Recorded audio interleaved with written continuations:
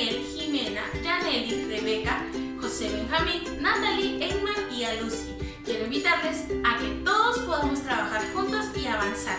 Te recomiendo que te quedes en casa y no salgas a menos que sea muy necesario, y que te laves constantemente las manos antes y después de tocar tu instrumento.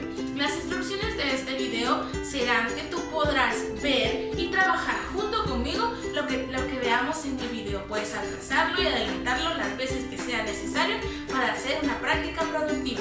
Esta melodía pertenece al repertorio de tu folleto. Podrás encontrarla y podrás practicar con el material que se te ha dado.